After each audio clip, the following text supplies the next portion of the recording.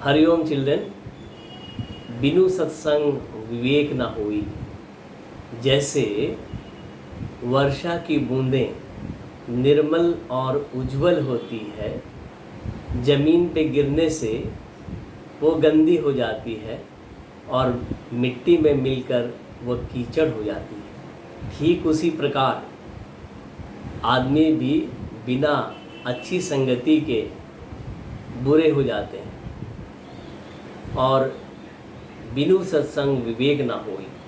इसी उपलक्ष्य में मैं आपको एक पौराणिक कथा सुनाने जा रहा हूँ। एक बार महर्षि नारद भगवान विष्णु के पास पहुँचते हैं और उन्हें नमन वंदन करके उनसे पूछते हैं, भगवान मुझे कृपा कर सत्संग की महिमा बताएं। मैं अनेक लोकों में भ्रमण करता हूँ और बहुत लोग मुझसे सुनना चाहते हैं सत्संग की महिमा, और आपसे अच्छा वर्णन कौन कर सकता है। भगवान विष्णु मुस्कुराए और बोले, नारद, सत्संग का वर्णन तो किया नहीं जा सकता, इतना विस्तार है, इसे सिर्फ अनुभूति की जा सकती है। जैसे ही प्रभु ये वाक्य बोले, नारद ऋषि सोचने लगे, शायद भगवान मुझसे सत्संग की महिमा नहीं बताना चाहते, किंतु भगवान नारद जी के मन की बात पढ़ लेते हैं और बोलते, ठीक है, तुम जब सुनना ही चाहते हो तो यहाँ से कुछ मील दूर तुम एक जाओ, वहाँ तुम्हें एक इमली का वृक्ष मिलेगा और इमली के वृक्ष में एक विविध रंगों वाला गिरगिट मिलेगा। वो गिरगिट सत्संग की महिमा जानता है, तुम उससे पूछ लेना, वो तुम्हें बता देगा। नारद ऋषि बहुत प्रसन्न हो जाते हैं और वो चल देते हैं। कुछ मील चलने के बाद उन्हें एक इमली का वृक्ष दिखाई देता है और जैसे ही वो पहुंचते हैं वृक्ष के पास, देखते हैं एक शाखा में और विविध रंगों वाला गिरगिट दिखाई देता है और तुरंत ही नारद जी प्रसन्न होकर अपने योग बल से उनसे वार्तालाप करने लगते हैं, क्या तुम मुझे सत्संग की महिमा बता सकते हो। और जैसे ही नारद जी पूछते हैं और गिरगिट तुरंत वृक्ष के नीचे गिरकर मर जाती है। नारद जी आश्चर्यचकित हो जाते हैं और वो सोचने लगते हैं कि गिरगिट का मृत्यु का क्या मैं जिम्मेदार हूँ। वो सोचते हैं और फिर बहुत भारी मन से पुनः भगवान विष्णु के पास पहुँचते हैं और उनकी सारा घटना कह सुनाते हैं। भगवान विष्णु मुस्कुराते हैं और फिर बोलते हैं कि इस बार तुम नगर सेठ के यहाँ जाओ और उसके पास एक तोता है, वो तोता भी सत्संग की महिमा जानता है, तुम उससे पूछ लेना, वो बताएगा।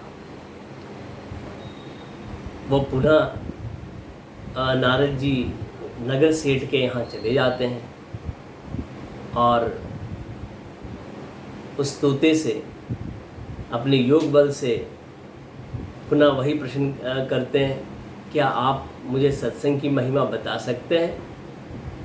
और जैसे ही नारद ऋषि ये प्रश्न करते हैं, तोता आँख मूंद लेता है और वो भी मर जाता है। पुनः नारद जी भारी मन से भगवान विष्णु के पास पहुँचते हैं, बोलते, ये क्या, मैं जिनसे भी पूछता हूँ वो गिर के अपना प्राण त्याग देता है, क्या सत्संग का महिमा प्राण त्यागना ही है। भगवान, ये आपकी कैसे लीला है, कैसी लीला है। तो फिर भगवान विष्णु जी मुस्कुराते हैं, बोले, कोई बात नहीं, इस बार तुम नगर के राजा के पास जाओ, उनका नवजात शिशु है और तुम्हारे प्रश्न का उत्तर तो वहाँ तुम्हें मिल जाएगा। नारद जी थोड़ा घबरा जाते हैं,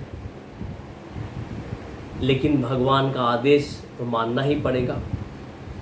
वो डरते डरते वो जाते हैं, बोले कि अगर इस बार मेरे प्रश्न पूछते ही अगर राजा का पुत्र मर गया तो राजा का कोप मुझे सहना पड़ेगा, अब मैं कहीं का नहीं रहूँगा। और फिर जैसे ही वो पहुँचते हैं नगर के राजा के दरबार में, उनका बहुत स्वागत होता है, सत्कार होता है, और फिर उनके आग्रह से उनका पुत्र को लाया जाता है उनके पास, और अपने योग बल से भगवान विष्णु का स्मरण करते हुए पुनः वही प्रश्न करते हैं कि क्या तुम मुझे सत्संग की महिमा बता सकते हो। और जैसे ही वो पूछते हैं, इतने में क्या होता है कि वो बच्चा मुस्कुराता है, बोलते हैं महर्षि नारद, आप ये प्रश्न पूछ रहे हैं। जिस तरह चंदन को अपनी सुगंध का अनुभूति नहीं होता है और अमृत को अपना माधुर्य के बारे में पता नहीं होता है, ठीक आपको भी अपनी महिमा के बारे में पता नहीं है। आपके थोड़े से संग में मैं गिरगिट योनि से मुक्त हो गया, और पुनः आपके दर्शन मात्र से मैं तोता योनि से भी मुक्त हो गया, और अब मनुष्य का जन्म प्राप्त करके राजा के यहाँ मैं जन्म लिया हूँ।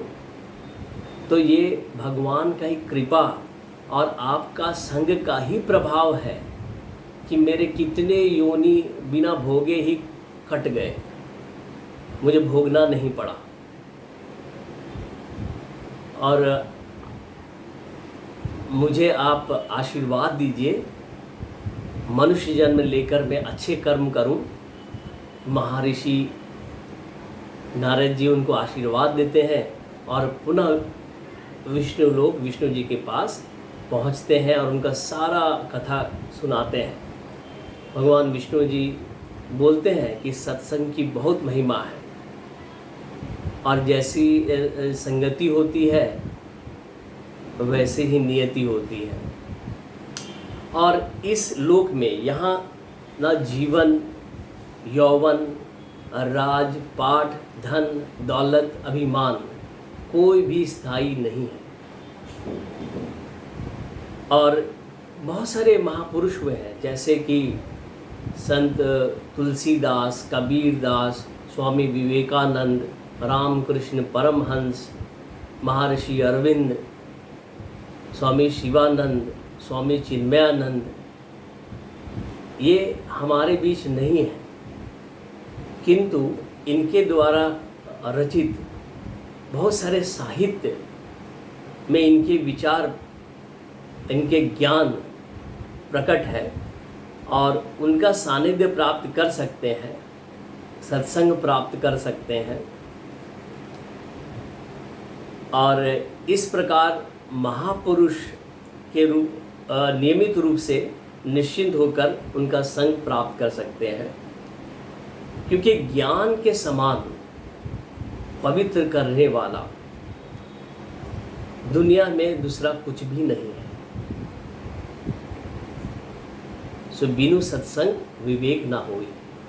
धन्यवाद।